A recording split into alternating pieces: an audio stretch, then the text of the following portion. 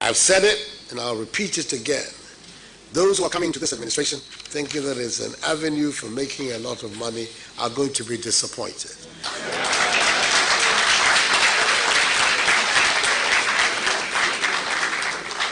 They better go to the private sector. That is where people make money, not in government. Price, I said, how come like a whole this sum of amount could be kept in somebody's room, and the person also being a politician? Like at times, some of the politicians made a way for some of us to talk ill about them, because see how the economy is right now. I think they should investigate. You can't say because she's a minister or whatever, she shouldn't have that amount of money in her house. It could be her personal money or something. So they should just investigate. They shouldn't fire her or something. Keeping such amount of money in your house is kind of very, very suspicious, and I don't know, but all I know is she should be suspected. Like, she should be investigated and she should be called upon for more like further distance to know why she's keeping that kind of amount in her house with maids and other, those house helps and things in the house. So my suggestion is she should be investigated. I don't know her reasons though, but that's what I think. When in our engagements with the Ministry of Lands and Natural Resources, the Chief Director revealed shockingly, that the ministry has resorted to engaging a land guard to retrieve and protect government lands. And mind you, these are lands that are held on behalf of the people of Ghana, vested in the president to protect it. And I'm sure that the framers of the Constitution are aware that the president is the commander-in-chief of the Ghana Armed Forces and is seized with the capacity to ensure that these lands are protected for our, communal use. We have decided to do politics rather than business. I'm saying it, that this equal number of parliament had brought the West in MPs. I've repeated it, I will repeat it again. This parliament, 8th parliament, has made the least number of laws. We have not cooperated as we did in the past. In my 15 years in Parliament, there was not one of consideration time that we had more than 30 people in the chamber. But we have cooperated over the years because we understand the challenges. First, that business called consideration is very boring and it is very technical. So it's only a few people who got used to and learned over the years who were often in the chamber. When I joined, they used to call it delete and insert. When it gets to delete and insert, many people leave the chamber. But we never used the absence of our colleagues from the chamber to defeat the purpose and the substance and the work. Today, young people are in control. They look at things differently from the rest of us. So it is good for them, even when their leaders agree to do it. Check out, it's always people from the backbench who come to raise these issues, not the leaders. What it means is that indeed, at this time, in the Parliament of Ghana, leaders don't have control. He shouldn't be frustrated. He should just bring at least 92 of his members and we'll do business. He also threatened that if you continue like this, when the tables turn, you also face the same fate. What do you make of this? Well, whether the table turn or not, the Constitution will remain the same. Even if the table turns, the Constitution will require 92 members to be in the chamber to form a decent quorum to do business. But we still remain committed to our statement that in light of this persecution, no cooperation from us.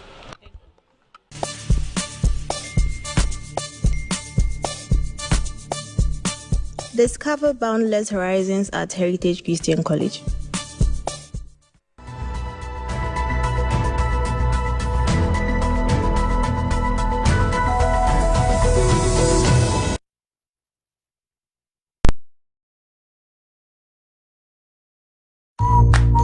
Charlie, Malcolm never they stop the blow on a mind. So Malcolm says shop fala at any Malcolm shop near you. Enjoy a whopping 20% off this weekend from Friday 21st to Sunday 23rd July 2023. It's the Malcolm Fala promo. Terms and conditions apply. Malcolm, where Ghana shops.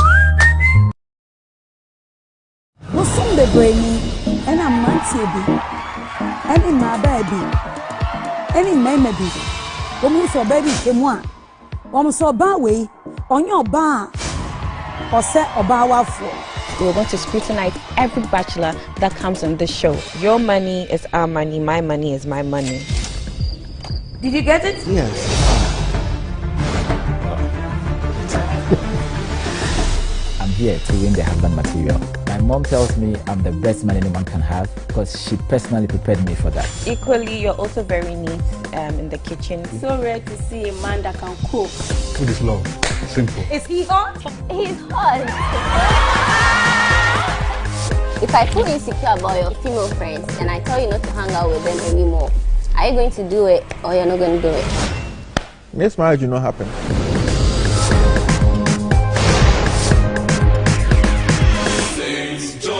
St. John's School is 70 years. Hooray! The headmaster, board of governors, the management, staff, PTA, Old Saints, and students are calling on all to join in the celebration of the 70th anniversary. Theme: 70 years of impactful Catholic training on the boy child, the St. John's experience. The celebration is starting from 17th to 23rd July 2023. Program highlight: Monday 17th July, anniversary lecture. Tuesday 18th July, cleaning and tree planting outside the school. Wednesday 19th July, exhibition by students and a memorial service. Thursday 20th July, float through the principal street of Sekendi Takrade. Friday 21st July, games with All Saints. Saturday 22nd July, anniversary Grand Debra. Sunday 23rd July, anniversary Thanksgiving Mass at the school premises. Guest speaker: Old Saint 1980 Dr. Charles E. Owuba. Special guest of honor: Dr. Justice Samo, Just More Construction Limited. Chairman: Old Saint 1977 Dr. Kwesi Enyan. St. John's School, the best. St. John's School, preparing the way.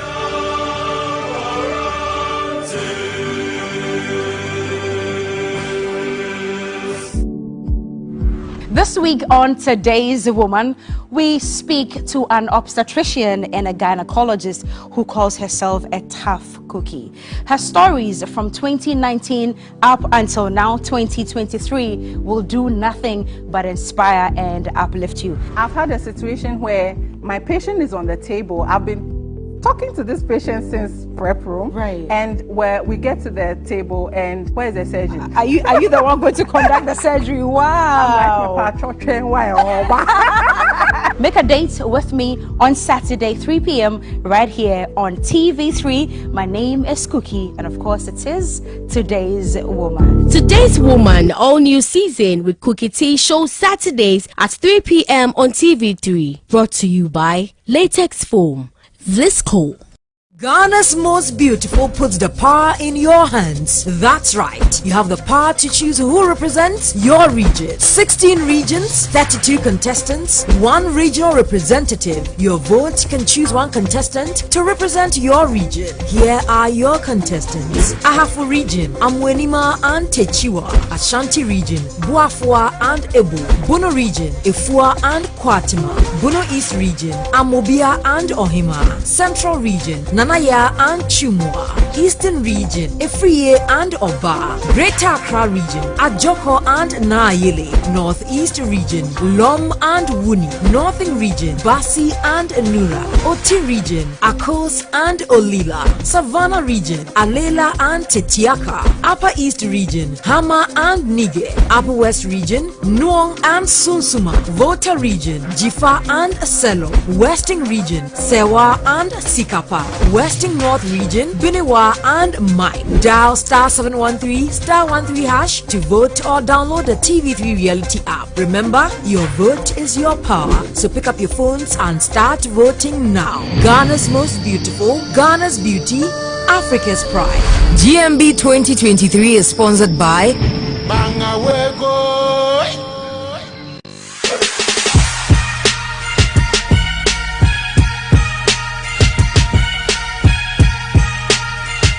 This Sunday on TV3, expect Ghana's Strongest to get a lot more interesting than you are accustomed to.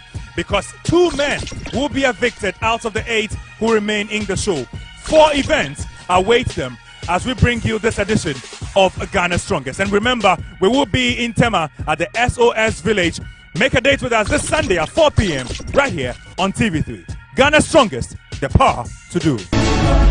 Catch the new season of Ghana's Strongest this Sunday at 4 p.m. only on TV3. Ghana's Strongest is powered by Gasem, the nation builder. Brought to you by Mixi Choco, Channel Hot, Deluxy Acrylic Paint, Drugnet.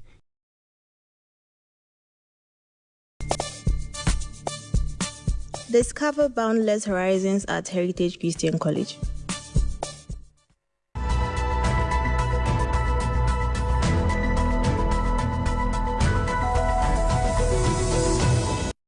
Said it, and I'll repeat it again. Those who are coming to this administration thinking that it's an avenue for making a lot of money are going to be disappointed.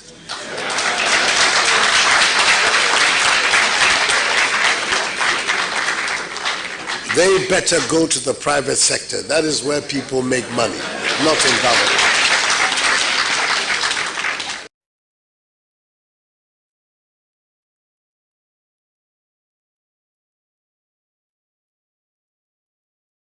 Welcome back. This is Key Point here on TV3.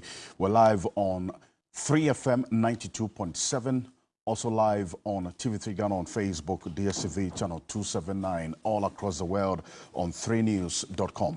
That was President Kokofu declaring to his appointees that if you want to make money, it's not in his government. Go to the private sector. It is on the back of this that many have asked the fundamental questions after the revelations of this particular court case and the details of it became public. I'm talking about the Minister for Sanitation and Water Resources, Cecilia Dapaah's $1 million, 300,000 euros, and millions of Ghana cedis in cash, all in her bedroom, stolen by 2 of her house helps. In fact, the current one and the previous one, who all collaborated and shared the booty with their ex-boyfriends and boyfriends and the father, all benefiting from the booty. It's a typical case of complainant turning accused. Now, but for you, the public, the questions you've been asking: what in God's name was the minister doing with $1 million in her bedroom? Where did she get the money? The source of the funds. And why did she not take it to the financial institution where questions will be asked? These same questions we are asking about the source of the funds, so that there's clarity. Is there something to it that we do not know? Reason why there's a call for investigation. Who has to investigate this? These are the questions that we will be asking this morning. And the position of the law, really. Joining me in studio for this all-important conversation here on Key Point on TV3, also live on 3FM 92.7, is a leadership expert, is a governance expert as well, and it's a lecturer. And the convener for the Ghana Waste Report, that's in the wastage of Ghana's resources, a report that was put together. Professor Enoch Opoku Antwi Good morning, Prof. Thank you so much for joining us. Good morning, Alfred. I'm thrilled to be here. Also, Martin Kpebu is private legal practitioner. He is the convener for the Kumipreko Reloaded demonstration. Is the convener as well for one of 3 individual bondholder groups. Lawyer Martin Kpebu, good morning. Welcome. Good morning, Mr. Kansi. Also joining us today is the Honorable Alhaji Inusah Fuseini, former Minister for Lands and Natural Resources, a former Member of Parliament as well. He is also a private legal practitioner. Good morning, Honorable. Welcome. Good morning, Matt. Okansi, Alfred. How are you? I'm well, thank you. It's good to have you join us. Also, as we go on shortly, Dr. Henry Kwabena Kokofu, who's also Executive Director of the Environmental Protection Agency, also from Parliament, is going to be joining us in the studio shortly. And the next conversation, bothering on James Jachakwesing and matters arising, Alfred Tuah-Yeboah, is the Deputy Attorney General, will also be joining us. So today, it's a full house with a lot to talk about. Let's lay the foundation with the details as we do know it from the fact sheet, gentlemen, in court, that was presented in court about this case. Let's put that on the screen right now, and so that viewers will follow. So these are the complainants, the husband and wife. In this case, Cecilia Dapaah, the minister, and the husband of the minister by name Daniel Osei Kufuor. Now, they went to court saying, listen, these people have stolen our money. Then, these are the accused persons. The first accused is the A1, Patience Boche Mabena, 18 years of age, the house help to the minister and the husband. Sarah Ejay, the former house help to the minister and the husband. She's 30 years old. Then Benjamin Soa, 29 years old. That is Patience's boyfriend. Then Kweku Boche is Patience's father. That's Patience is the first accused, the 18-year-old house help. Then Malik Dauda is Patience's ex-boyfriend, who is 34 years old. These are the 5 people. Now, we understand that this issue happened between July and October last year. At the time, Patience was 17 years old. And so they had to wait for her to, and there was a back and forth, investigations ongoing, until she turned 18 before this matter was actually sent to the court of law. We'll get into the legal resources to make sense. So these are the stolen items from the minister's bedroom. Cash of $1 million and 300,000 euros and 350,000 CDs. Initially, the reports were that the CDs was thousands of CDs. But if you look at the fact sheet of this case, which we have a copy of, it puts the CD amount that was stolen to 350,000. Clothes and bags valued at 95,000 CDs. Jewelries valued at $95,000. 6 pieces of kente worth 90,000 CDs. 6 sets of men's suit, which belonged to the husband of the minister, valued at $3,000. These are the items that were stolen.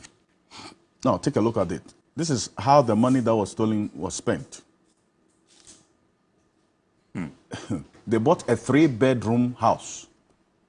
This at Amrahia. This is Patience, the 18-year-old. A 3-bedroom house at Amrahia at a cost of $70,000, finished with new furniture, everything new. $70,000. Then Patience and the boyfriend, the current boyfriend, who is accused number 3, bought a Hyundai Elantra at a cost of 80,000 CDs.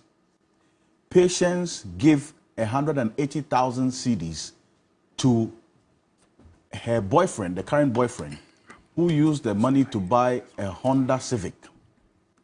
Patience and the boyfriend rented a 2-bedroom apartment in Tamale at the cost of 105,600. Honorable, that's your constituency. Yeah. Patience and the boyfriend, they rented a 2-bedroom apartment at Tamale at the cost of 105,600 for 2 years. Patience and the boyfriend again rented a shop in Tamale at the total cost of 120,000 cedis, also for a 2-year period. We understand they went into hiding in Tamale for quite a while. That's how come they rented and bought shops there for their business.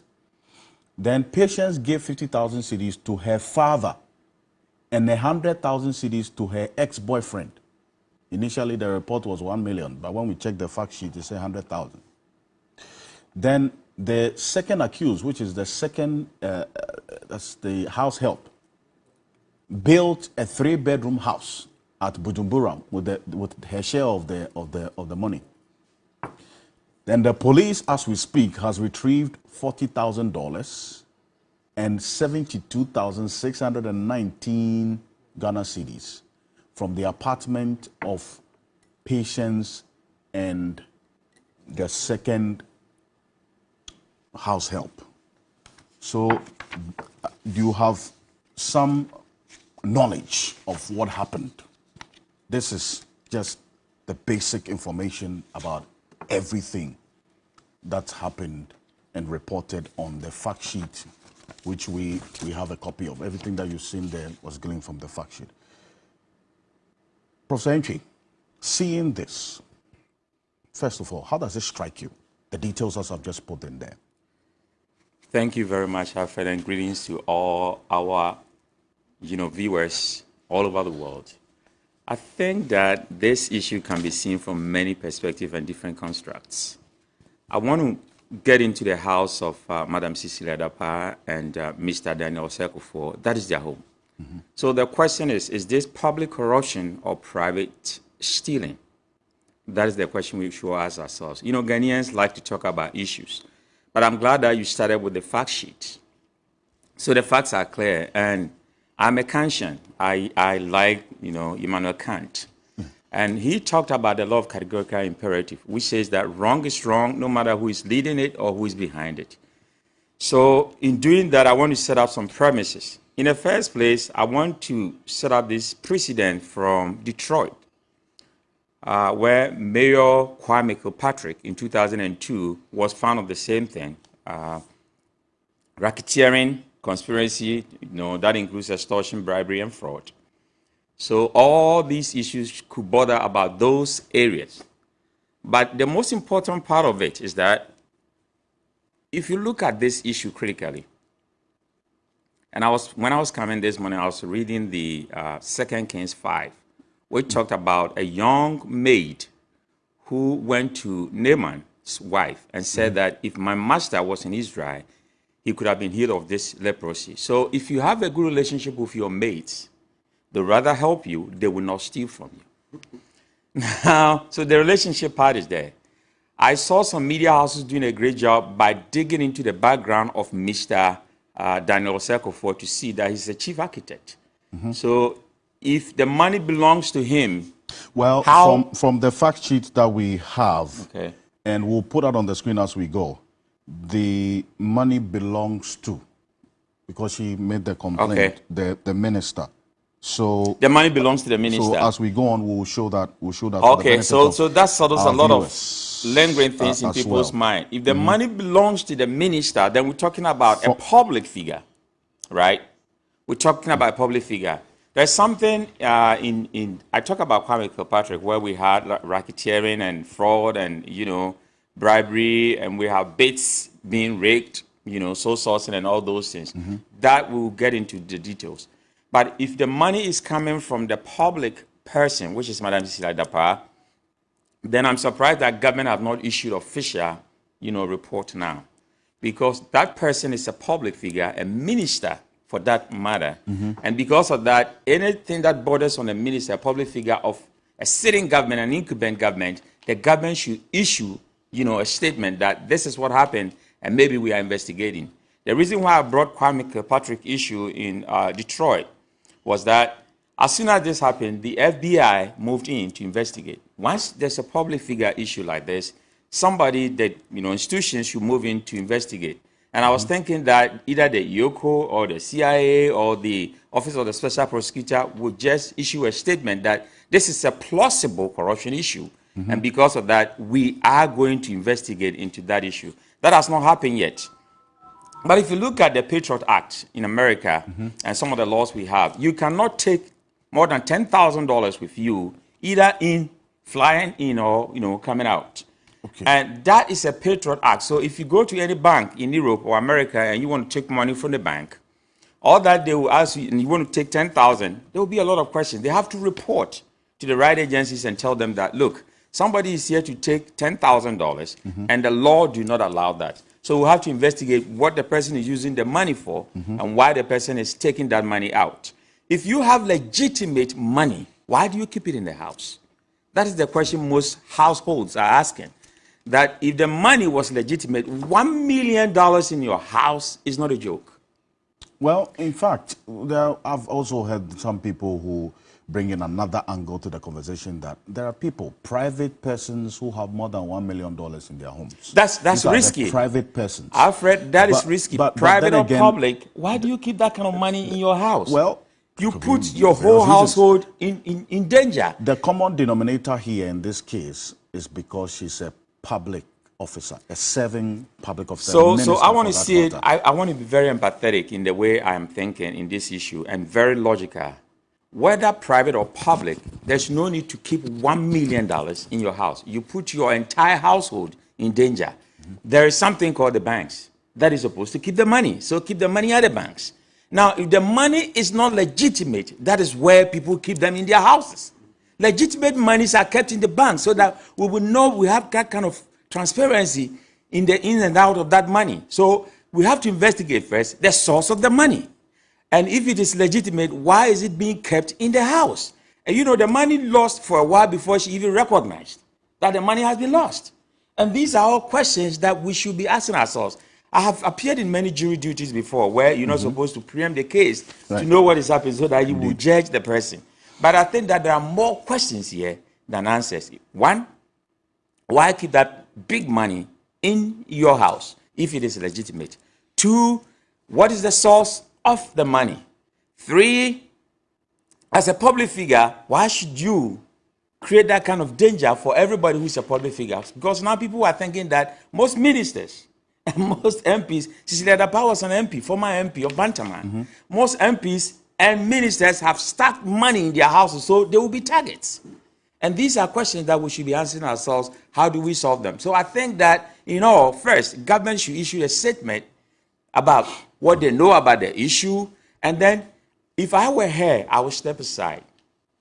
If I were Cecilia Dapaah, I would step aside as a minister so that there will be investigation into the issue. And if nothing is found against me, I come back to take my position. Well, you're expecting that a statement, at least a statement from the government, by now, from the presidency, should have been issued. Yes, that's leadership. Well, as we speak, there is dead silence. We haven't heard anything as yet from the presidency on this matter. But in your estimation, at the least, a statement should have come out by now. Yes.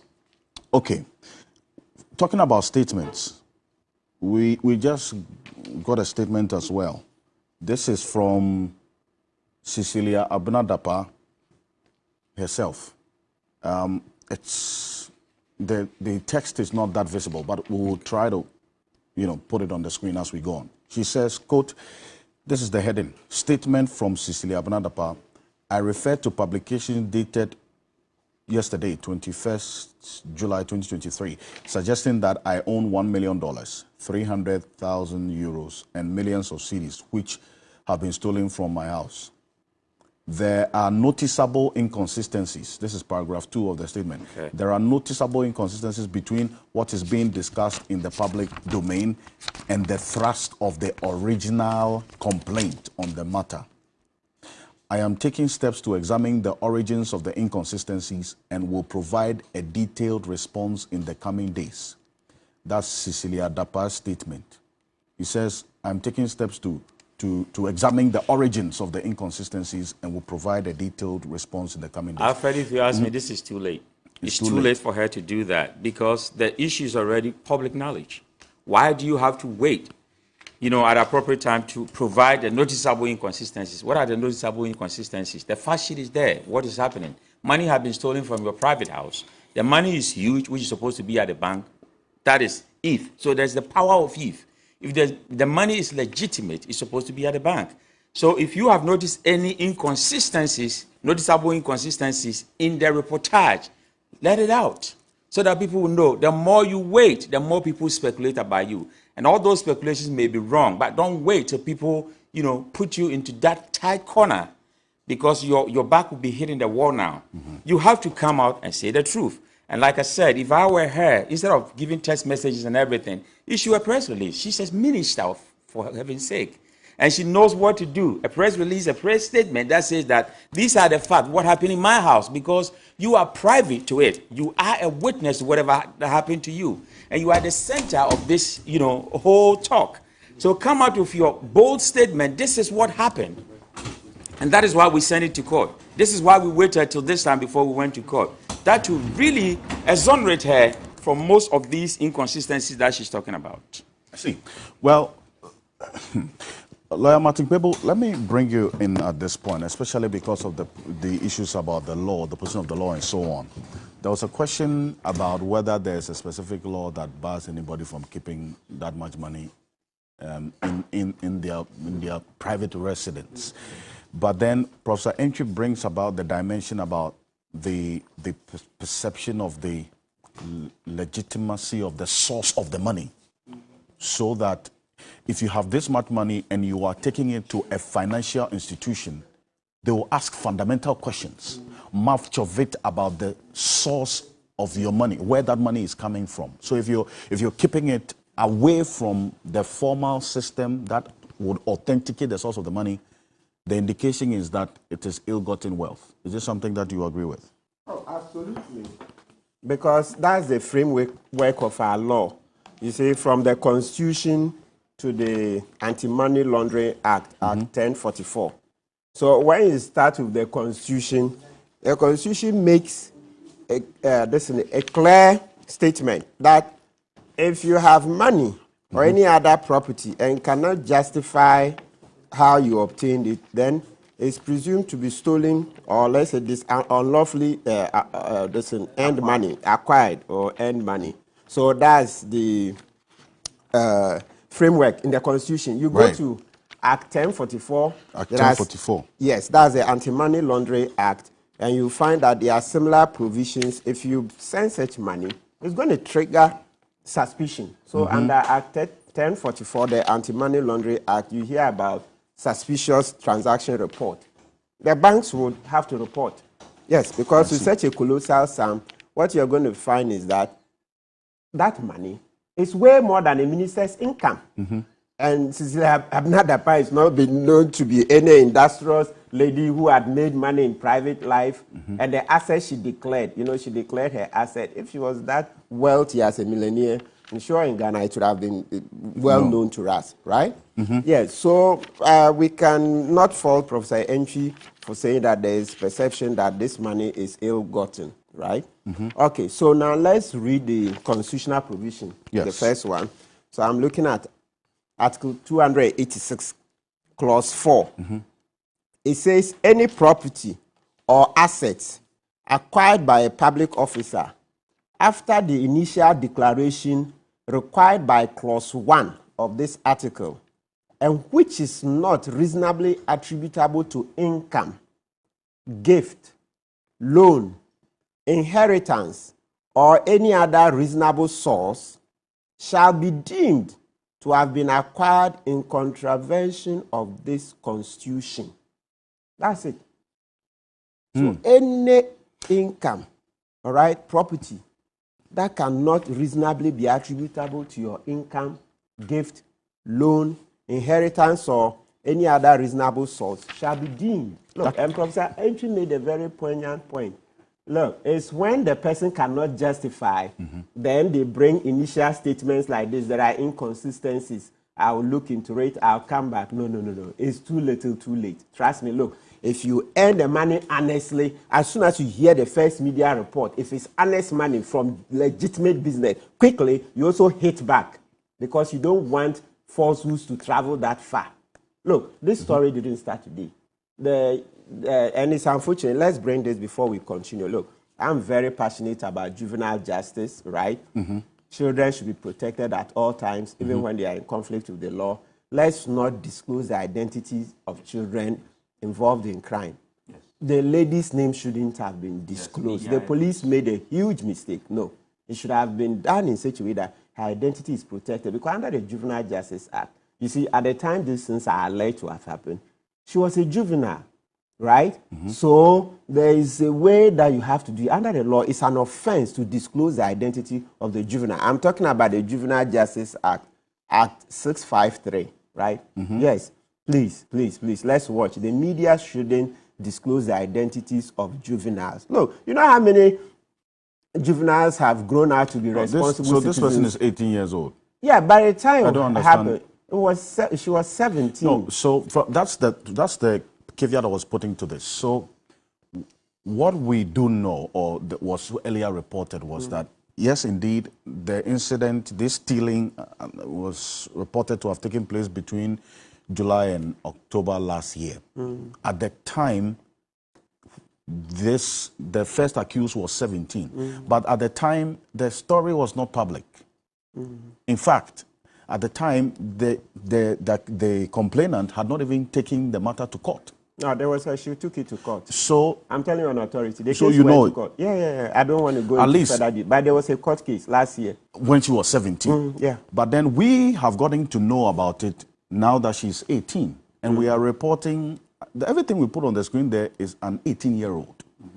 So for us as media, we haven't violated the law that you are talking about disclosing a juvenile's identity. That's an 18-year-old. I get where you're coming from. Okay, let me proceed. See, so my initial drift was on the police, and then I'm coming to media. Well, I forget that I'm also in a media house here, right? Yes, no, you also I take mean, part of it. It's fine. Maybe, I just wanted to put it on record that whatever next we time, put there is not a juvenile. I should have drawn your attention, it's not just occurring to maybe then we would have tried to find a way of not putting as much of it as possible. Because you see, as I said, the law seeks to protect juveniles, right? So at all material times to this alleged incident, she was a juvenile. So I see that in Act 653, she still deserves that protection, right? Okay. But she was, but now she is not. She's 18. I don't know, Mr. Okansi. I think don't justify it at all costs. I'm not justifying it. So look, under the law, even if at the time they are prosecuting you, you are 25, that person will be punished like a juvenile. So if you will be punished as a juvenile, why is it that the privacy afforded to juvenile doesn't extend? So Leslie, if not, this will become look, this is the work I do. I mean, so I'm not lightly going to give up that she doesn't deserve protection. No, juveniles, I'm very passionate. This is where I run something for juveniles. I mean, let's leave it there. This is my key area. I do it pro bono. I've done hundreds of juvenile cases. Let's not play. And the adults we are talking about, look, even a Akufo-Addo who held so much promise, wasn't he finally found to be the mother serpent of corruption? People are constantly evolving. Some are becoming worse. Others improve. So for juveniles, it's generally taken that children will grow up to be better citizens. So let's protect them. Look, I have information, lots of ministers, people close to government, where they were bad kids, were taken to court. I mean, by eventually they were. So let's talk about those who have publicly talked about this. Look at Archbishop Duncan Williams. Today, see the good work he's doing. But he was quite a troublesome juvenile. He says it. He was taken to juvenile court. You've established the point. Right? Yeah, and the ministers, there are lots of them. Gabi and Co. I mean, it's not a hidden thing. You read online, you see Gabi talk about his juvenile days. Gabi Ochredako. It's online. Google it. You read. You will see. Okay? So let's not go in there. If we do that, then it means that there will be very few adults left in Ghana, right? Who will be left to champion the affairs of this country. Okay? Yeah. So the point is that the Constitution says that, look, if you have assets that cannot be attributed to your income, gift, loan, then or inheritance, then it's deemed to be illegal money. Okay? Yeah. So illicit wealth. Okay? Then I went to Act 1044. So based on this, and also the nonchalant manner in which Madam Dapaah is dealing with this matter, she's sounding more as somebody who has no defense to this matter. Yeah, Professor Antwi nailed it. Because look, when you have a solid defense, you don't wait. You don't let so much water pass under the bridge before you come out with that defense. You quickly also come out. You begin to show quickly. So she could have even come here with her own dossier. Look, I ran this business, I earned this, I earned that. Look, the truth is only one. The truth is one, like the way we say locally in Twi and every other languages. It's just one. If you earned it well, but now should have been out there, because if you are not guilty, you are not guilty. Sometimes you don't even need a lawyer, right? If it's genuine money, why would you be scared that, hey, why would I go and say, if it's genuine money, it's genuine. There are some of the things, it's not even a lawyer who will come and teach you that say it's genuine money. If you've earned it genuinely, you will deal with it genuinely. Unfortunately for us, Madam Dapaah is in a government headed by the mother serpent of corruption, President Kufuor. Yeah, so when you have a mother serpent of corruption at the helm of affairs, what do you expect? Kufuor will pretend mampam that he hasn't heard, right? Otherwise, Madam Dapaah would have been out of office by now, because you see, though there was part of the question you asked that which law prevents a citizen from keeping so much money. Yeah, well, it will be hard. The banking laws, the anti-money laundering laws that I've quoted, 1044 and the rest, I don't see. We are all learning, but I haven't seen so far any law that says that you can't keep that money. But, as I've said, because Madam Dapaah is a public officer, and you're looking at $1 million, you convert that into cedis, so that's 12 million cedis. 300,000 euro, you multiply that, so several millions of Ghana cedis. And you see, when it comes to the Ghana cedis, that one, they couldn't even specify. They said millions, right? Well, but when we check the chart sheets, they put a 350,000 cedis there. Yeah, good, you proceed. Yeah, so now, with that, what you are looking at is that then it means that's so much money. And as I said, in view of Article 286, Clause 4, that is not something we should be toying with. So because on the face of it, look, it's already looking like money way beyond her income, you would ask that, Madam, please step aside, at least be suspended for a period while the investigations go on. Because as long as she stays in office, then it creates a very brazen kind of a nonchalant attitude to corruption. It's like, oh, corruption will thrive. You remember last week, President Kufuor now could come out. So now he's been totally roundly defeated. So he says, so it's not only politicians who are corrupt, but also the rest of the citizenry, right? The man who said he will fight corruption to fund free SHS is now saying that, oh, corruption is not only among politicians, but also all citizens. So it means that we should allow it to thrive, right? Yeah, so she should have been out of office by now, at least on suspension. Then let investigations go on. If she's clear, she comes in. But to still be allowed to stay in office using state funds and all this, and even with the risk that some state institutions will not be able to investigate her well because she's in office with all the privileges intact, it doesn't bode well for our governance. You see, when ex-President Mama heard about Victoria Hammer's intention, just intention, that she wants to earn about $1 million cedis. $1 million. She was sacked swiftly. So I think the list. This is a rare one. Yes, yes. So somebody just posted the pictures yesterday. That Victoria Hammer dream, Cecilia Dapaah reality. Oh please, look, Ekufuor, the least he can do. He's already, harmed this nation so much, but at least the least he can do now is to just let Madam Dapaah step aside whilst the OSP comes into it. Yeah, so to on that bit about the special prosecutor. Yes. So if the OSP comes in, yes, how is the OSP getting into this to investigate what exactly? Yeah, so because the law, so this 286 I quoted, usually you are looking at SHRAJ, and to OSP came in, you would have said a report be made to SHRAJ, right? But thankfully, under the OSP law 959, they don't even need any complainant. That's how come citizens are rightly calling on the OSP to step in. Because under their law, they don't need any complainant. Once they hear about it, they can step in, right? So you are looking at the OSP, apart from Act 9 2359. There's also the LI 2374.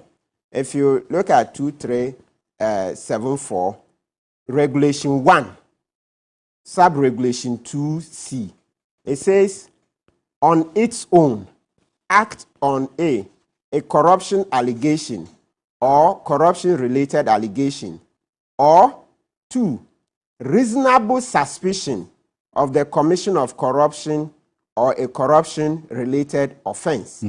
Right? Yeah, so these matters border both on the suspicion and corruption allegation. So we citizens are already seeing it as corruption, because where did she get that money? Yeah, so once the allegations are washed in the media there, that's a fine case for the OSP to step in, right? And they will go in, because once the income, you can't justify. And this time, you see what we read. Yeah. If you go into the Act 1044, this is the Anti-Money Laundering Act. Yes. So the burden would then be on Madame Dapaah to show how she got that income. It's not a burden on the state. The burden will be on Madame Dapaah from the Constitution and Act 1044 and the OSP law to justify how she got the money. So she should by now be hot and listen, answering questions on this matter. The criminal matter, yes, can also go. Like in law, we say pari passu, honorable. Like, yes, they can go in tandem. But we need all the swiftness. This is the one that needs a daily trial. This is the typical one that needs a daily trial, right? So citizens should get up and add their voices for a daily investigation and a daily trial of such a matter. Yes. Okay, so Council, I think... Right. You made reference to the reasonable attribution, that particular part of the law that you read. Yes.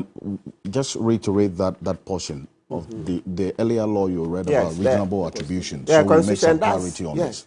And it's been used in the past. So Article 286, Clause 4. Article 286, Clause 4. Yes, let's repeat. It says, any property or assets acquired by a public officer after the initial declaration required by Clause 1 of this article, and which is not reasonably attributable to income, gift, loan, inheritance, or any other reasonable source, shall be deemed to have been acquired in contravention of this Constitution.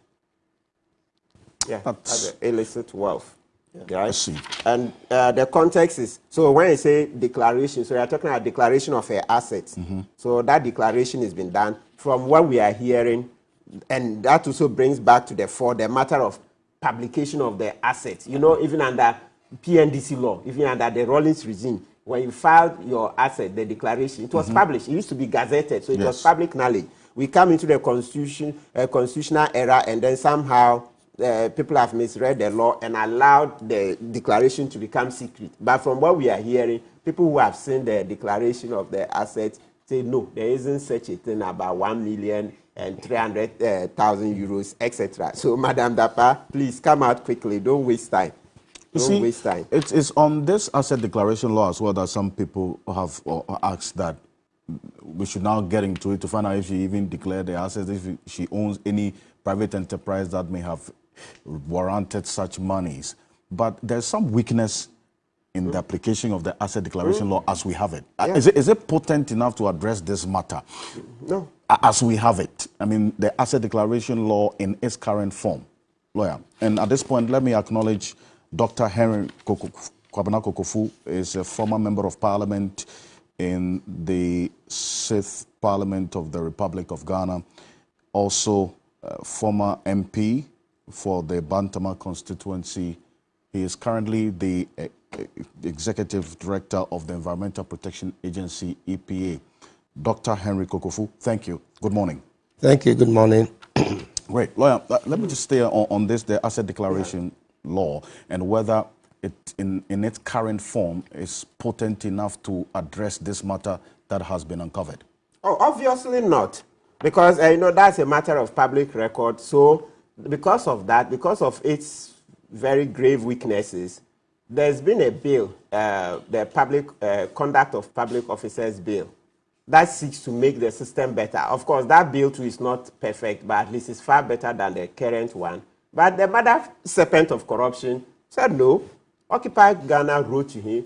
They wrote to cabinet. No, they were not interested until the IMF program came and it reinstated it. So if you read the IMF document, they say that law should be passed. But the mother Conduct of Public Officers Bill, President Kufuor, he said no, they were not going to pass it. You check when you Google Occupy Ghana, Esankuma and Kode wrote several times. Esankuma has been championing, pushing government on that bill. Every night then you see letters to cabinet. They wouldn't even mind him.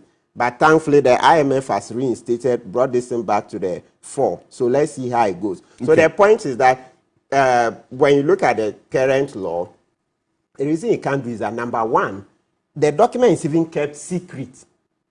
Secret until there's been a complaint. So when you lodge a complaint with Shraj, then that is when that's when they would go into it. So or a court may order. All these are provided for in the Constitution. So a court may order, or so we are looking at article, the same article 286 clause 3. It says that the declaration made under clause 1 of this article shall on demand, you see it, on demand, be produced in evidence, A, before a court of competent jurisdiction, or B, before a commission of inquiry appointed under article 278 of this Constitution, or C, before an investigator appointed by the Commissioner for Human Rights and Administrative Justice. See, so that's one of the weaknesses, because as I mentioned, even under Rawlings' military regime, they were publishing it so that citizens who had access could read, and if they found you with more assets not in there, they could report. But now that we've shrouded in secrecy, how can citizens assist? So maybe one of the first steps will be that, look, I think we are also wasting time. Perhaps after this, today, if by Monday we are not getting any other citizen to offer to go to Shraj, maybe I can elect to send a petition. You will send a petition to Shraj on this? Yes, we are asking other citizens to do it. Master, you don't need a lawyer. Just take a pen and paper. Just ordinary English. No, because we can't continue doing it. Otherwise, you see, every time the Kpebu says he wants to do this, I already have a number of cases. But if by Monday no other citizen wants to go to Shraj, yeah, I can do so. Then somebody else should also go to OSP, right? Yes, because it's good when you have. So can the OSP elect to get into this case without any petition? Absolutely. That's regulation 1, subclause 2, II of LI 2374. It says that initiation of action, complaints under the under complaints, they have initiation of action. Then you come to, okay, so even one, to give a bit of context so that readers will follow, listeners and viewers will follow. It says the office may act on a complaint, blah, blah, blah. So all talking about these areas of corruption, etc. Then there is B, the 2. The office may, the C1, that's 2C, it says on its own. So the emphasis is on its own, act on a corruption allegation or corruption-related allegation or reasonable suspicion of the commission of corruption or a corruption-related offense. Did you hear somebody say, Madam Dapaah was responsible? There was this $48 million contract. I'm not saying, I'm just repeating what is in the news. That could that be the source of that money? She's brought herself. Somebody, Kojo Dynamic. Yeah, there was a World Bank project. Since that one is in Dallas and this one is in Dallas, yes, citizens are free to. If you say you come into public office, be prepared, right? And President Kufuor himself said it, that if they want to make money, though he has ended up making far more money than he has made all his life. President Kufuor, mother serpent of corruption. So if you look at the charge sheet, and lawyer, this is just to contextualize the issue and just also to add another layer of clarity to the concern that you raised. That on the face of the charge sheet, the count 1, statement of offense, conspiracy to commit crime to wit stealing, contrary to section 23(1) and 1241 of the Criminal Offences Act of 1960, Act 29. I read, particulars of offense, Patience Boche, and the charge sheet age there is 18 years, and her profession given as hairdresser and house help. Then second, Sarah Ej, age 30 years unemployed between the period of July and October 2022 at Abelempe in the Greater Accra region and within the jurisdiction of this court did agree or acted together with common purpose to commit the crime, to wit stealing. So on the face of the charge sheet, the age given to this patient's Boche is 18 years. That's just to, bring some clarity to the earlier point that I made. And so there was no reference to the point when she was 17 when this incident actually happened. But let me bring in Honorable Inusah Fuseini. Dr. Kokofu, let me bring you in at this point, because the call for the president to at least by now, it's about 24 hours now since this issue became public, to have issued a statement on this matter, because one, he's the appointing authority, and the major and most important denominator in all of this is that this is a serving public officer. And at least she should have been asked to step aside so that investigations take place. Nothing has been heard of the presidency now. Dr. Kokofu. Yes, let me say good morning to your cherished viewers and your good self. My colleagues here, it's first time in meeting. As for senior, in Parliament we've met.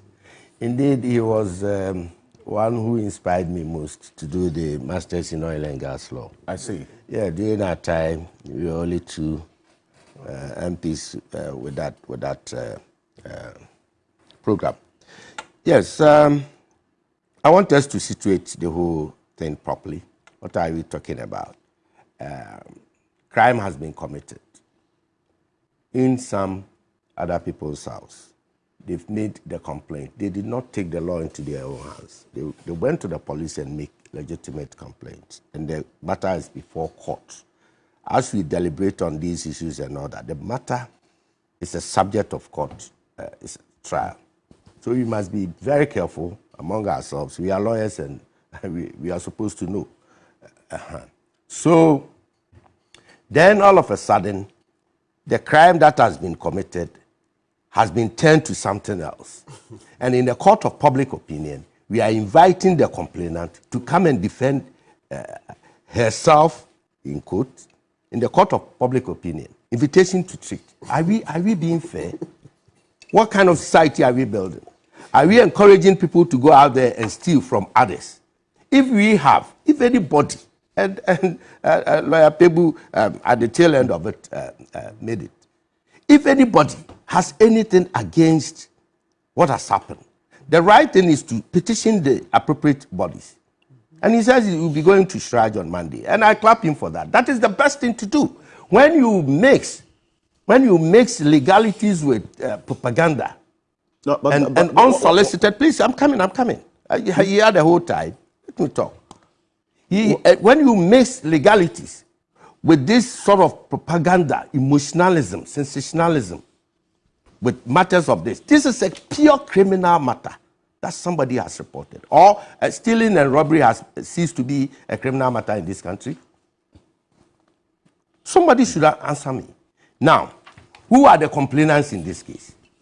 Why are we attributing all these properties and the monies to Madam Cecilia Dapaah? Why?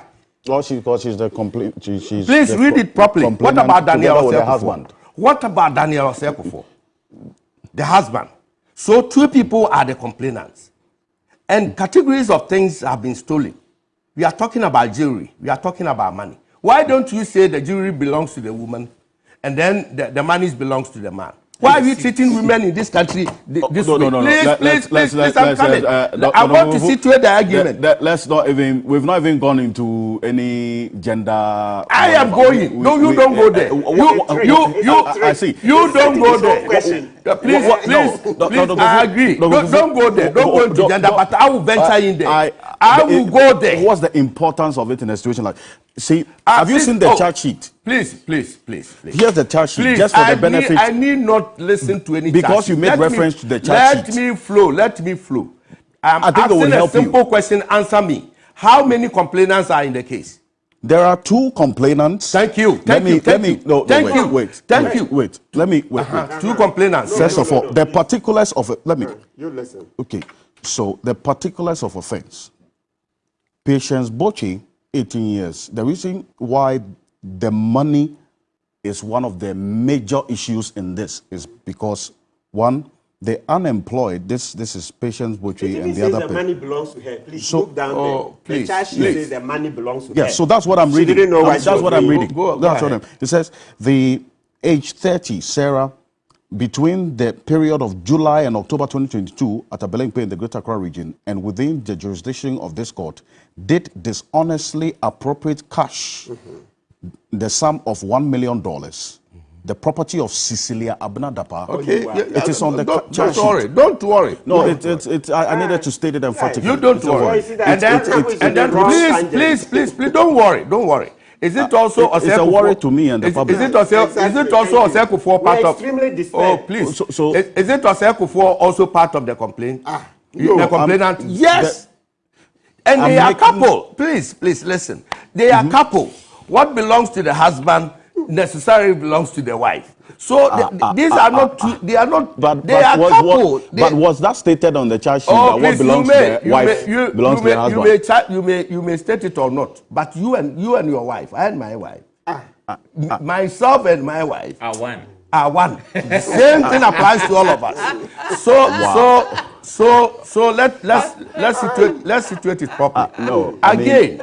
Again, going forward, what has government and the president got to do with this at this stage? At this stage, all that we've been told in the public domain is that there's a court case running against theft, crime at this stage.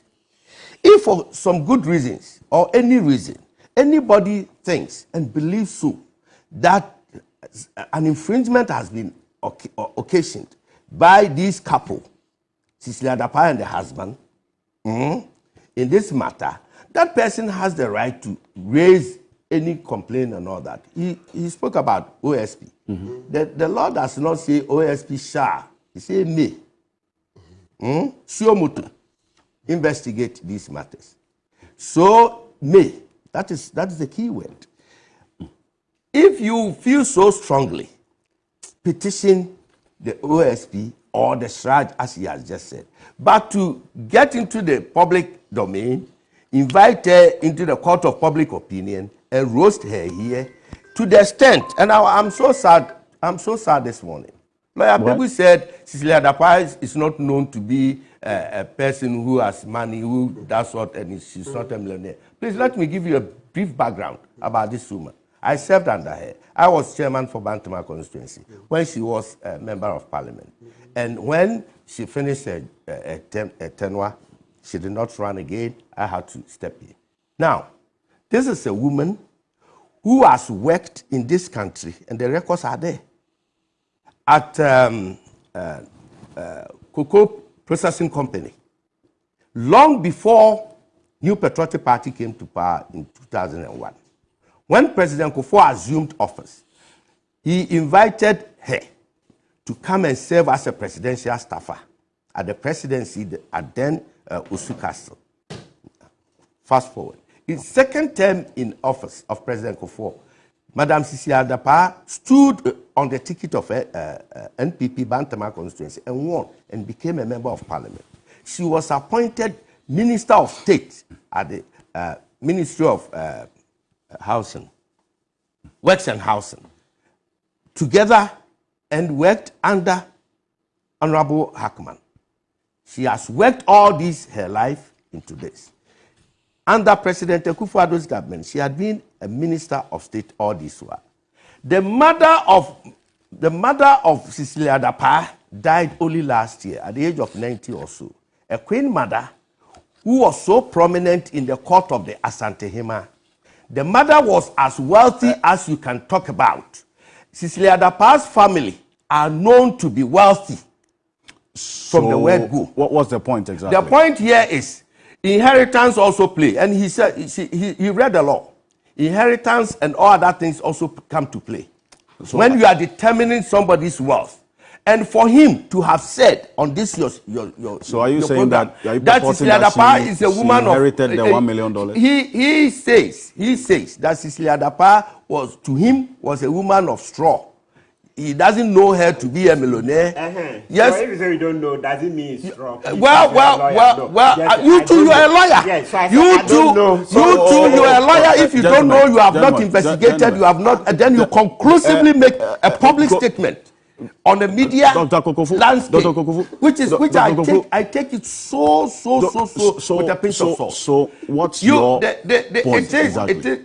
You decided to bring her person, and then describe her, and then conclusively say that she does not have money, you don't know what she does, and she cannot. Yes, that is what. Let's play it back. So what I'm saying is, there are other sources of getting properties, like inheritance. Okay. Inheritance is part of it. Are you? Please, let me answer, Prof. Wait. The lawyer was very up to that. Okay. He said, throughout the laws, there's no law that prohibits anybody from keeping money and, for that matter, properties in the house. There's no law. But for risk and for safekeeping and all that, the convention is that we need to do that. So that matter is settled. Okay. You cannot fault her. You cannot fault anybody. You cannot fault me for keeping money in my house. But there's the risk. Because there's no law that prohibits. And then again, the husband is an accomplished architect. What do you call it? Architect. Yeah. Accomplished architect. A well-known businessman who does not talk and brag.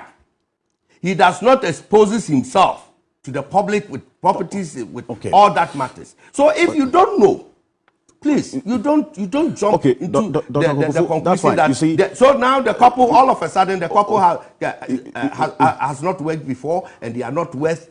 We are not. So let me put it. I'm not even getting into the discussion of who the husband is and what he does.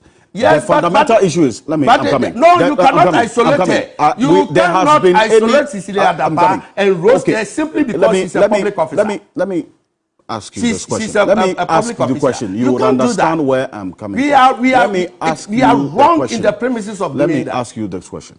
Go ahead. The charge sheet we are dealing with on this case, every conversation we started on this morning has been predicated on the details of the charge sheet. Anything outside of that, it's your own reference. Okay, let me say at what point that the charge sheet mentioned Daniel Osekofor? Go there, read it. Go into it. Wait. So you haven't seen Daniel Osekofor in there as a complainant? As a co-complainant, you are telling the whole world that you are not aware, you are not privy to the fact that Daniel Osekofor is also a co-complainant? Don't shout. You calm down. Let me make a statement. Let me make a statement. Let me ask you the question. Yes, because I've got to forcibly make that statement. Your shouting is not going to add so much to what you're saying. Well, the point is, wait. Let me say this.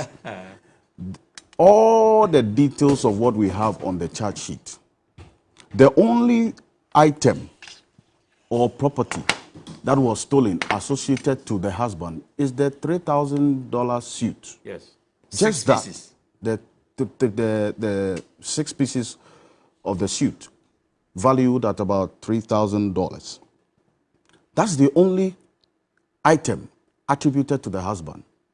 The jewelry and the $1 million, 300,000 euros, and all of that, based on the details of the charge sheet, belongs to Cecilia Dapaah. Are you saying that, to the extent that one, this is a politically exposed person, and I know you're a lawyer, so you understand the term, and the fact that this is a serving public officer, the question about, one, the clarity of where this money is coming from, and that can only be uncovered through an investigation, you would rather, instead of the president initiating an act which is meant to instill some public confidence in the government's verbal commitment to fight corruption, you want a citizen to rather to initiate this when the appointer is aware of what is happening in the public domain. And even for you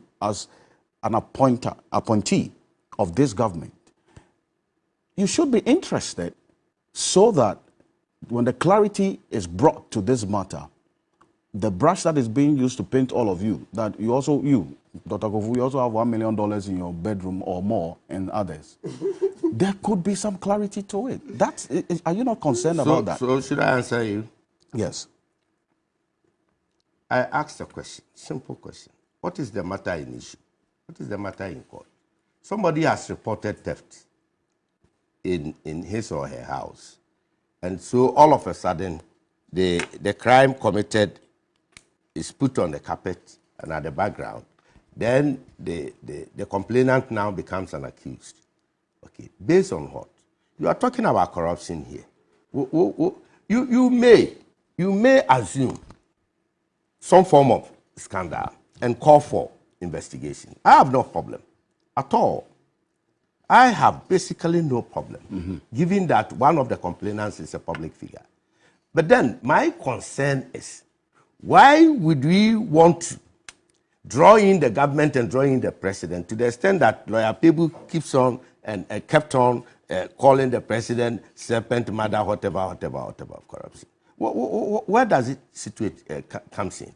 If you make a complaint and a petition, and you are able to establish that yes, your suspicion is real, or you have enough suspicion that the money might have come from an illicit source, so it has to be investigated. So be it. Otherwise, we are talking about Madam Cecilia Dapaah, 1 million cedis, the charge sheet and all that. So couldn't the husband have given her the 1 million cedis? I'm coming. Why not? The husband is a rich man. The husband is a businessman. The husband is an accomplished person. So can't we, sitting here, husbands, can't we give monies to or properties or give something to our wives? Let's give the person the benefit of the doubt. Report to the appropriate quarters. Let her be invited, put on interrogation, and let her answer the questions. You don't jump into the bandwagon of propaganda and all manner of things. What are you classifying as propaganda, really? Because when you put matters that are not conclusive in your own thinking, you want it the way people to know the way you want it to be, without much investigations done and evidence so adduced, and you sort of convict the person in the minds of the public. What conviction have we made here? You are all saying that she got the money illegally. Nobody has made that statement this morning. Lawyer Kpebu has said so. Lawyer Kpebu has said so. He goes on to say, he went on to say that her income cannot. Can you please put your phone on? Yes. Her income. Put it on. But you said the constitution says if you cannot, and I kept saying she should bring evidence. She should bring. She has to justify. And you said you know, Cecilia Dapaah, we know. Let me paraphrase you. Cecilia Dapaah, we know. You don't know her to be business person. I don't know her. You don't know. So that's what come out. So that's what I'm saying. You have conclusively said that she cannot, and she's not worth that. Yeah, you don't know. Wealthy. So I'm saying that. And I know her to be wealthy. So you say so. Then I'm saying that is what I'm saying, that you've made conclusive statement which you do not. You are not privy to the evidence. The meaning is, I don't know. Do you hear? I don't know her. So if you want to make that categorical statement, you should have gone further to investigate and then to be sure of what you are saying. Dr. Kokofu, yes, is that not the reason why you should also support a call? Who told you I don't support? I do support. Pointer to also. I'm coming. I support the call, and I'm happy. What are you contesting? I'm happy. Lawyer Kpebu Monday will go to strike. He has promised us. Maybe OSP, because under Regulation 30, OSP can do a lifestyle audit under the LIC. Yes, I agree with you. That bring your income, do this. I agree with you. So both. I'm happy with that. There's no contention. But before then, I do not see how you can try her in the court of public opinion and then make judgment of your own. So which is the judgment? Alfred, I wanted to make a no, but you see, Dr. Kokofu, I don't know if you actually a lot of things. Yes, I don't think you were listening. I kept quiet. Yes, gentlemen, hold on. During Mohammed's time, who dreamt Yeah. that she would quit politics? When she earns 1 million, she was fired. There was a deputy minister under President Mahama who money was stolen in his car, from his car. Are you aware of that? Let me. What happened? Okay. Gentlemen, what happened when the deputy minister under President Mahama money was actually stolen from his car? What happened? If you make reference to let's say one city. Do two wrongs make it right? No, but he brought in. He is trying. Why don't you deal with this first? He is trying to. Listen, I kept quiet on that. But until Professor brought in a precedent, Professor wanted us to know by precedent. Yes. So then I have to also traverse on that. Please. Suppose one city, but he was also a public figure. What say the mother serpent of corruption? It's not Martin Amidu who christened President Akufo-Addo mother serpent of corruption. The President Akufo-Addo challenged Martin Amidu. When Martin Amidu said, why didn't Akufo-Addo challenge Martin Amidu? Martin Kpebu, thank you. I think that let me put it on record that there hasn't been any statement of conviction made on this platform at any point. In the court of public opinion. That is why you are driving. Let me. That is what you will choose to. You are driving at. So that will be the conclusion. So the public should know that. I'm surprised that you are not concerned that we should actually or whatever, and she should be roasted in public. That is what you are profiting. See, not about that. She is a 7 public officer. Yes, of course. Wait. Who is paid with the taxpayers' money? So go through the process. So we have every right to ask questions about some of these things and what happened. Thank you. Get her investigated. Lawyer Inusah Fuseini, let me bring you in at this point. And there's reference made to a number of laws. Okay, so there's some legal framework to the conversation that we're having. Would you also have expected that at least the appointer at this time should have acted on this matter as we speak? So thank you so very much. For starters, let me state categorically that this matter is so important that we have to be honest about it and not engage in barroom talk. We look at the evidence and make reasonable deductions from the evidence. Why has this case generated so much public interest? It is precisely because a public officer is involved. If Daniel Osei-Kuffour had not married Cecilia Dapaah, and his $1 million, 300,000 euro, a set of jewelry belonging to the wife, and other items had been stolen from his house, and he had made a complaint to the police, I'm not sure that would have generated this level of public interest. So the public interest generated in this case is precisely because a public officer is involved. Article 286 that Martin Kpebu referred to is titled, the chapter is titled, Conduct of Public Officers. So the Constitution, which is the ground norm of the country, sets out the criteria for determining the conduct of a public officer. And that's why we are all, worried about the conduct of this public officer. First of all, as a public officer, we expected that any monies that she had, whether by income from employment, a loan from the bank, an inheritance from a family member, or whatever, it would have been reasonable to keep such monies in the bank as a public officer, because a certain conduct is expected of her. And so not having done that is what is attracting our attention. Two, with Nana Addo Danko Akufo-Addo, it's becoming increasingly clear that he's a professor of impunity. What do you mean? Well, why do you say that? I mean, in this government, from 2007 till to date, anywhere you turn in this government, you will be confronted with corruption, you'll be confronted with thievery, you'll be confronted with looting, you'll be confronted with perfidy, you'll be confronted with many things. Scandals upon scandals. And this president has obtained the dubious title of being a clearing agent. Dubious title. So, yes, reasonably, one would have expected the president to have spoken.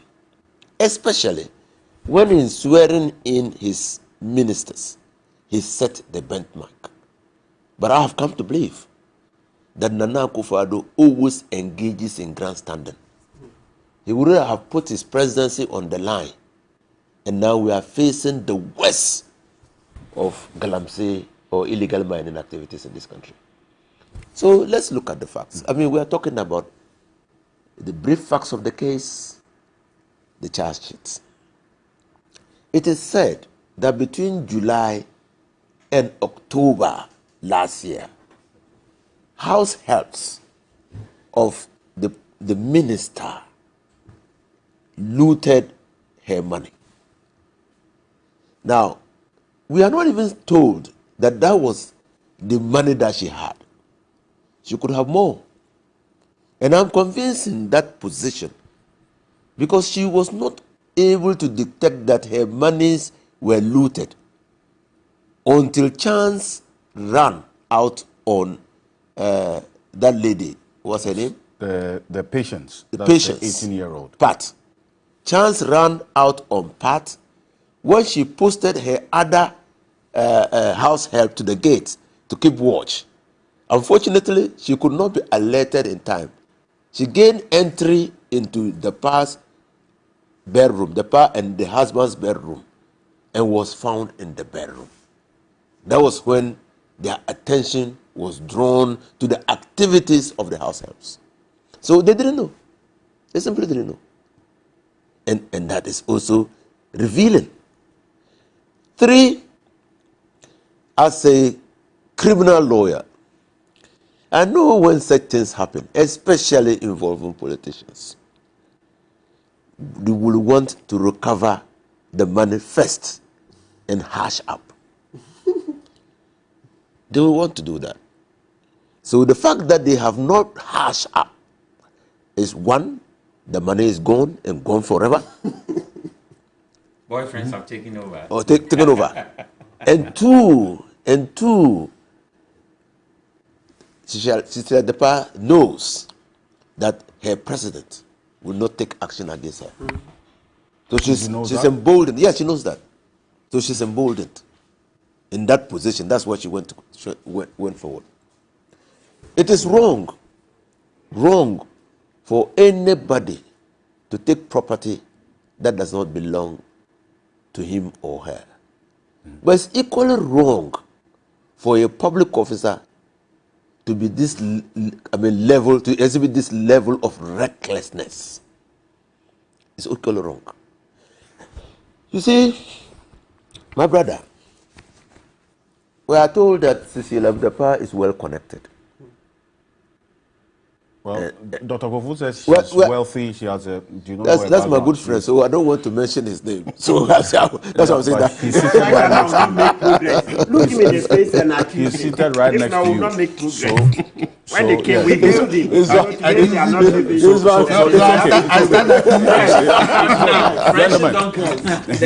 all right. What I say is my good friend. It's not that we are on a daily basis. We are on daily basis talking. But when he was in Parliament, we related a lot because of his worldview, the way he saw things, and his approach to parliamentary practice. When he lost elections, I consoled him. When he was at the Forestry Commission, I congratulated him. But I've not congratulated him since he went to EPA. And I learned a lot from you. So that's why I'm saying that. And this is beautiful, right? Yes. We need to. So that's why I say he's my friend, because I've spoken to him. He inspired me. But the fact is, Doctor, the fact is, what Cecilia Dapaah has done is wrong. And if we say it is not wrong, then I don't know what will be wrong. It's very wrong. Now, we are told that if we cite examples, then other examples will come up. But it is important in conversations like this to cite examples, especially when you have a commander-in-chief who said that people must not come into his government to make money. When he said so, I didn't believe him. Well, we played it this morning for emphasis. I didn't believe him. You didn't believe him? They didn't believe him. Why? Because those people that he was given appointment to had been implicated in previous regimes. You remember the head of the PPA? It may be AJ. AJ? You remember his activities at the Ghana Ministry of Water Resources, Works and Housing? The overinflation of the purchase price of chemicals to be used in treating water? Yes. He was known to the law. He was known. Convicted or found liable? Found liable. Hey. By a committee. When Nana Akufo-Addo appointed him, not only to a state institution, but to the institution that is set up to fight corruption, the procurement, the Public Procurement Authority. What happened? So, I mean, so in an instance like this, if the president has to act, what specifically should have been done by now? By now, 24 hours on. By now, any responsible president would have referred her conduct to the investigative authorities and asked her to step aside. Because it is not only scandalous, it is also ridiculous. In the sense that we have hit the bottom of the rocks. The country is on its knees. Bondholders are suffering. Many banking institutions have been collapsed. Then someone has $1 million in the house. You know what $1 million could do to the banking sector? If this is not irresponsibility, tell me what that is. You know what that could do? That somebody has $1 million, 300,000 euros, and has refused to lend it to government. Thank you. And ordinary pensioners have given their monies to government. And they have been asked to take haircuts. But meanwhile, somebody's $1 million and a lot of CDs. And I believe they are massaging even the quantum of the Ghanaian cedis. Yes. They're massaging it. Yes. So they are massaging. That's what the fact sheet says. No, they are massaging. Social media, people believe that money is. No, I also believe. I'm not on social media. I'm on TV3. I believe that. All of a sudden, the charge sheet is not credible. I'm not saying the fact sheet. I'm not saying that. All of a sudden, the charge sheet is not more credible. I'm not saying the fact sheet. The brief facts of the case, the charge sheet, everything. I believe. But I also believe. You are acting your. But I also believe. Yes. That they are manipulating the figure. No, that's what I'm saying. On what basis do you have where my this senior belief? smuggling scene propaganda. How politicians double. So you see, then you ask yourself, so why should bondholders take haircuts? I mean, you mean like pension bondholders, individual bondholders? Why should they take haircuts? And is this a manifestation of what is happening in Ghana now? That public office holders and particularly political appointees have stashed up a lot of money in their homes. Will we be wrong in assuming that this is the new reality? No, it's wrong. That political actors are keeping monies in their homes. Yes. I've been hearing it. Not only you have been hearing it. Last year when 2 years or 3 years ago, I was in Parliament, and I got a brief of somebody who had been arrested at the Heathrow Airport carrying money laundering. Businessman. Somebody close to this government. There was a frantic attempt to dismiss what I said. Things didn't work out for them. Because the European Union now blacklisted the Ghana embassy, and the banks in Belgium asked the Ghana embassy in Belgium to close its account with them on suspicion of money laundering.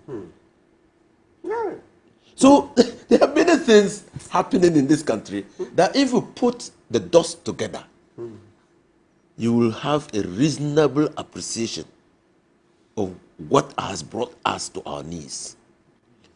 And you will be on point if you say that it's corruption, thievery, looting, recklessness, incompetence, and a weak leader. What should be the focus of this has demonstrated that he is the weakest leader in the history of this country. He cannot even take action against his appointees. He cannot. And what is more painful is that he used talk to hoodwink Ghanaians into believing that he could act. But you see, Peter Abrahams, the learned writer in South Africa, wrote a book, Mind Boy. In Mind Boy, he described the character, Johannes. And he said Johannes had two different characters. Johannes drunk and Johannes sober were two different persons. Akufo-Addo, before he became president, and Akufo-Addo, after he became president, are two different persons. Completely different persons. As a free private man, he inspired confidence in Ghanaians, hope and trust. As a president, he's betrayed all these values. So what should be the focus of an investigation into a case like this? The focus is simple. The source of the money? FATF rules, Financial Action Task Force rules, demand that where such resources are found with a public officer or a private person, and that's why the Office of the Special Prosecutor Act extends to private persons. That person has a responsibility to show where that money comes from. The source. So until that is done, So the focus... Not that until that is done. Who does that? Especially when that person is a public officer. It is the appointor in the law who will demonstrate fidelity to the principles of accountability. It's in the law? Oh, so, oh well. The law prescribes. So, very early in the day, when Ken Oforata, that's his name, the finance minister, issued the Eurobond without an advice from the Attorney General, I came to the conclusion that Nana Akufo-Addo was not in charge. Why? You're going into a major international financial transaction. Convention, law, private centers of power. There are different actors. Okay. And if you are within one of the groups, you are shielded. And that is why we are not being able to hold public officers under this government accountable. Prof Entwi, let me bring you at this point, and I'll come to lawyer and round up this matter, because what I want lawyer to speak on is that even though we are calling on these investigative agencies to get into this matter, what I monitor after this issue became public is the growing mistrust for investigating institutions, so that even with the OSP, you know, because he's appointed by the president, who is also the same appointer of this person who is going to be investigated, you read the comment, and there's a suggestion about a certain mistrust for whether the OSP would be the right institution to get into this matter. So at what point then should we then, as it were, convince ourselves that our investigative bodies can do a good job without suspicion of interference? There's clarity of their independence, and the public is carried every step of the way. We, the members of the general public, carried every step of the way in this investigative process, so that the outcome would also be without any shred of doubt as well. And this goes to you, Prof. and Thank you very much, Alfred. Before I came to the studio, I had some old boys association. I went to Opoku RS's forum, and we have a platform. You know, a lot of Hawaiians are into politics. And they were talking about this kind of clouded political thing that is NDC, MPP. And I showed them that research has shown that we even watch football games from the perspective of our teams. So I'm a Chelsea supporter, and if I'm watching a game, I'm looking at the perspective of Chelsea instead of the other team. And sometimes it doesn't help, you know, in a very cogent argument. We have a lot of institutions. Our constitution has given a lot of power to the executive, where the president, I have talked about this many times, and every week I write on the Inside newspaper, I write about Obonsam Tower, so read about this. And this Monday, it will come, I'm writing about public relations, the other piece of the journalistic coin. What is happening is that trust is really derailed in our system, where people have grown not to trust public officers. Honorable Kokofu made a cogent point that stealing, and I began my statement by saying, is it public corruption or private stealing? Yes, stealing should never be condoned. You know, people work hard to earn their money. So if you go and steal, that is wrong. But if you have the president appointing the IGP, you know, and all these institutions, instead of the council, and that kind of independence will be assured. Unfortunately, we have over 7,000 positions being appointed by one person, the president. But here is where a public officer comes in. A president judgment of appointing a minister reflects on the president judgment. You know, if you appoint somebody, that person reflects on your judgment. So whatever the person does affects you as well as a leader. If the president is appointing all these institutions, we have the Yoko boss, we have the CIA boss, we have the Shrike boss, we have the special prosecutor, which is quite transparent. And all these institutions are supposed to investigate one issue. We're talking about they are free to do whatever they want to do. But there are a hodgepodge of influence under the ground, under G, that these people, there's pressure on them.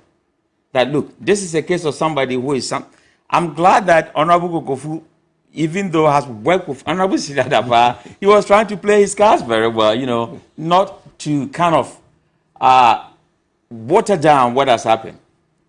trust is no more. There's a trust gap. He didn't water down. But he tried to. He tried to. So Alfred,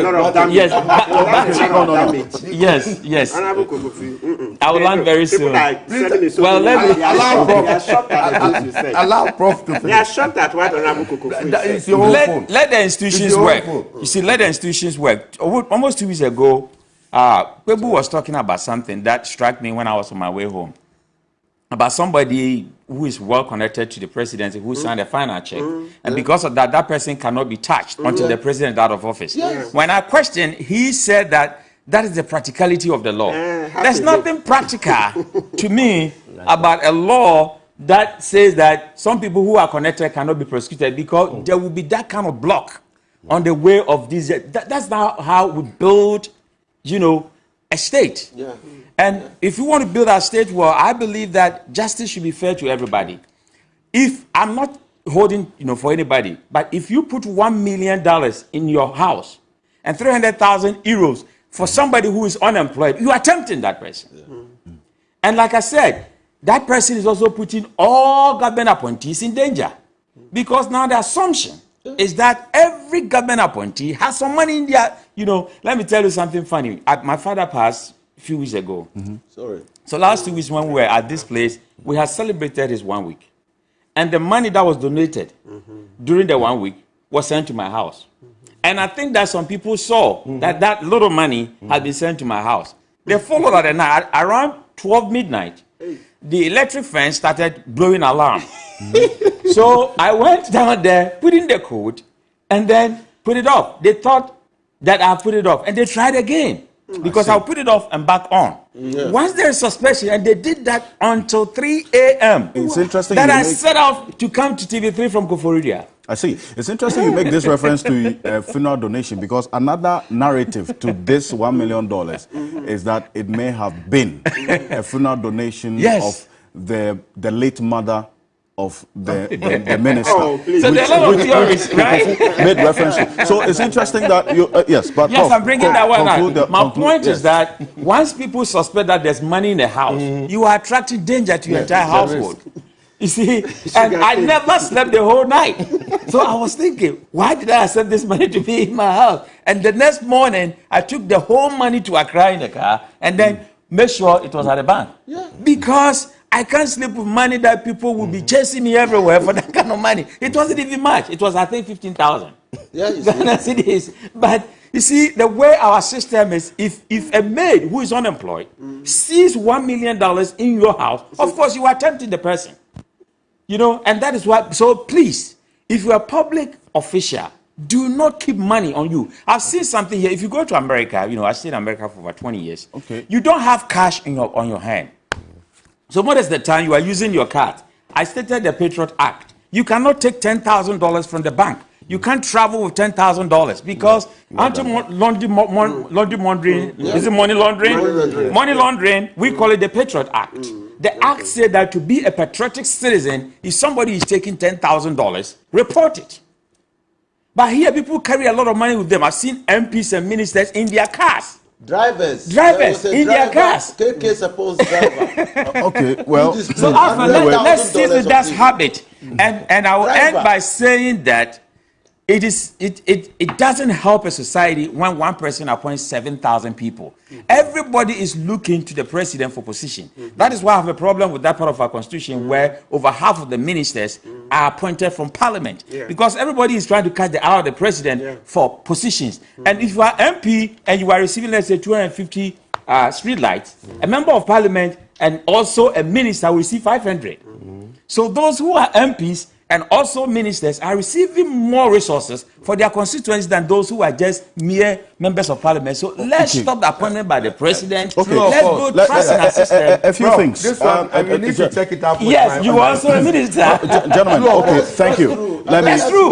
Yes. So I have a lot of friends who are ministers. Thank you. I want just I'll take a quick word from Martin Kpebu on the question I asked. But let me also just put it on record that my producer just contacted Cecilia Dapaah. She wanted to have her speak on the show.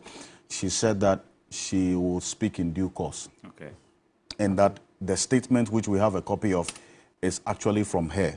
So the statement that I read earlier has been authenticated. So then let her check. Her name is being spelled differently. Cecilia, C-E-C-E, then C-E-C-I. Her own statement. Okay, yes. I see the inconsistency in the spelling of her name. Confused? Her own name. Yeah, so this is the details of it. It says, I refer to publications dated yesterday, 21st of July 23, suggesting that I own $1 million, 300,000 euros, and millions of CDs, which have been stolen from my house. There are noticeable inconsistencies between what is being discussed in the public domain and the thrust of the original complaint of the matter. I am taking steps to examine the origins of the inconsistencies and will provide a detailed response in the coming days. Cecilia Dapaah. So because of the inconsistencies that you talk about, the spelling of the name, two different forms, on the same statement, we decided to check the authenticity of it.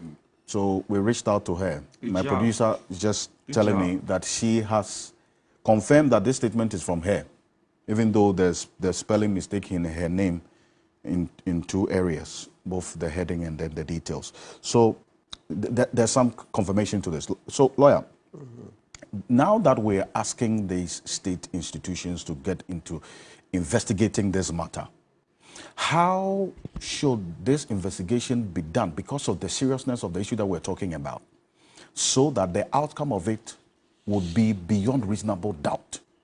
You're asking the OSP. You yourself, you've been dealing with the OSP a lot. So you know the perception about the OSP himself, not the office, but the person, and the person who appointed him, and how the perception the public has about how the appointer could influence the work of the appointee. What should the public be clothed with in every step of the way in investigating this matter if the OSP gets into it? Okay, right. So a few pointers, but most of the larger part of the answer is technical, and we can't say on air because it will depend on the day-to-day investigations and how the kind of evidence they unravel. But the main ones to assuage public concern is what the public are already doing. I went online and I've seen that on the OSP page, people have already lodged several complaints on the Twitter and the Facebook page. So it means that officially the OSP has been petitioned, because those are petitions, because they can receive, by their law, they can receive petitions online. So it means that as we speak now, people have petitioned the OSP. That's a good thing. Yes, that's good. Good. So what citizens should continue to do is that they should continue to complain. I've seen that, yes, I love Cecilia Dapaah to bits, but like I said the last time, that was just last week, when Professor Antwi wasn't happy about certain things. What we do is that people should continue to complain, because like the way our elders say, that when you're receiving a haircut and you don't complain, you end up with a bad haircut. So, and that's always been the Ghanaian. No matter what you do, no matter how marvelous and how excellent the OSP conducts its business, there will always be complaints. And those complaints should continue, because that way, then there will be a motivation for Mr. Ajabin and his team to do better, because they want to prove their critics this and wrong, right? Yes, so keep complaining. Then secondly, in terms of doing it, citizens should come with more evidence. They're saying, how should it be done in such a way that there will be less suspicions? If you know, like the way some of them are saying on air, they know this, they know that, you also supply the OSP with evidence. What you can do, like I've told you, Republic versus Apia, and the Henry Jabba and that case, Owusu. People took evidence to the public prosecutor midnight, went and slipped it under the doors. So you can go to OSP office, then drop it there and go away. I mean, once you give enough details.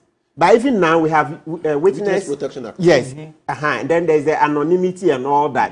So citizens have a key. Yes, all those things. So citizens have a key role to also play in what do you call it, seeing to a successful investigation, right?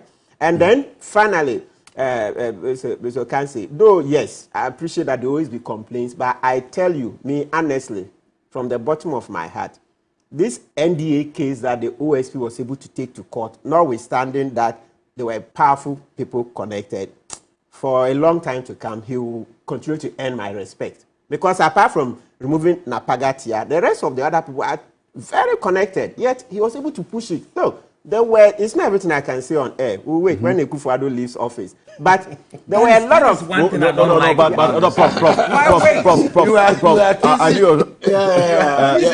Prof, proceed. Yes, so you see, though Napagatia is out, the other people too are that connected. Oh yes, other people are that connected to people in authority. Trust me, we will come into, we even write a book on it. Yet always was able to push. Fair, the impediments he fought, that guy, he has great. So please, I appreciate there will always be suspicions. That one, no matter what you do. Even Jesus wasn't totally loved. People say Jesus was fake. Even Prophet Muhammad, I'm sure not everybody accepted him. So that's the context. Let the complaint, the naysayers, they will always be there. They serve a very good purpose. But the larger majority, please, give the OSP a chance. Mr. Jabin can do it. Yes, it's true. When you talk about the appointment, yes, President Akufo-Addo appointed him. Kisi has a relationship with Gabi, but as I said, how for do? That's the current nature of the law. But I believe by and large he can deliver. Yes, I believe he can deliver. Yeah, right. So, yes, okay. Yes, in a couple of minutes. Yes. I agree in point that if the matter is so strongly felt to be investigated, why not? But then. Lawyer just made a very cogent and important remark that people should go out there with evidence. If you have, we are building a stronger civil society systems within ourselves, where people are emboldened to come out openly and give evidence and all that. And for me, that should give way to court of public opinion, where people will be roasted and sentenced, judged before the actual investigations have begun. The practice of keeping monies in homes is not to be encouraged. I, for one, I do not know how I would be able to do that because I can't sleep. Even I don't have. If I were to have, you sure you don't have? I don't have money. I don't have. And lawyer knows, and Martin knows. Hey. You see, Prof couldn't sleep with 15,000 Ghana cedis. And they won't let me sleep. Yeah, they will not let you. Yeah. You see, so and she was sleeping comfortably with 1 million. Well, we are saying, but the point is, until investigation proving otherwise, we are here in this country, and you go to East Legon and others, lands are being sold for $150,000 per plot. It's even more. Even more. So $200,000. So if somebody has 5 plots and sells them, $1 million is on hand easily. But you don't take away the concern. It does not support. It does not. It does not take away. But I'm saying I'm trying to draw the point up how you can realize monies in the scheme of things legally without necessarily engaging in corruption. Somebody have said because her ministry did project blah blah blah. I mean jokingly, but they are all dangerous situations. So it is not the case that we are in a country where people doing genuine business, genuine whatever, cannot raise or cannot get those. No, yes, those people are not the focus of this conversation. Yeah, it is a 7 public officer. Yeah, if a 7 public officer, if it is proven that a 7 public officer has a business that runs and can generate that sort of an amount, what will be the infractions here? So let us allow. He can actually engage in other businesses whilst. Of course, why not? Ask him. If you are a minister and you have a commercial farming activity, why not? There's no law. You say you know her very well. So does she have other businesses running? Well, that's a matter of investigation. It will come. I know her. I know of the wealth of the family to start with. I know that she ran businesses long before she came onto the political limelight.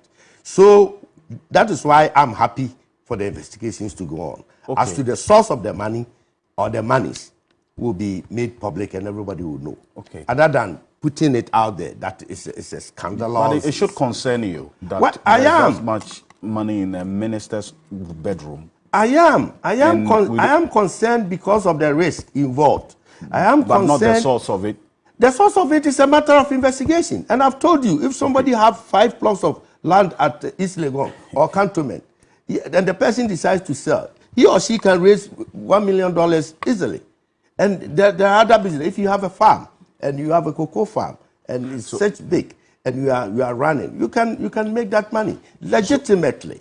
So the matter to be investigated is the source of the monies. Okay. And this one, we cannot be conclusive until evidences are adduced, investigations are done, and evidences are adduced, so you can say whether they were acquired illegally. Okay. This position is an amendment of your earlier position, which is more, which is more acceptable. Because Martin and Prof and my senior have laid the foundation.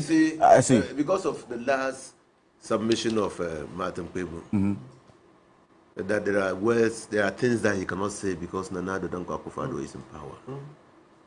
It's precisely because of that that I have come to believe that in our development trajectory, post-regime accountability is very important. Yeah.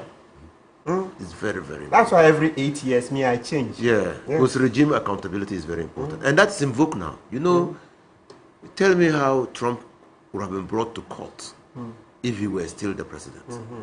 But today he's facing a multiplicity of suits because of the regime change. I have no doubt that there are many, many cases crying for investigation. Right. And when MPP loses power, the new government will take up that matter. One, PDS. Do you know that the wrong that was done to the people of Ghana by PDS? No. How can people? You make references to, how can people not buy shares, not contribute anything to the establishment of a company, but the company is given to them? They run it and they then account for the resources. How can it happen? In the country, little wonder that we run to the IMF for money, because we've just let our money down the drain and we are enriching people. And just enrichment is frowned upon everywhere. Illicit wealth is frowned upon everywhere. And so when people have $1 million in their rooms, 300,000, they not only deny the country of the needed tax to be paid on any legitimate transaction that they are engaged in, they are also engaged in an irresponsible act. And I agree with you, Prof, that when you see people exhibit that conduct, it's a potential money laundering scheme. They are trying to hide their illicit wealth from public scrutiny and find a way to clean that money.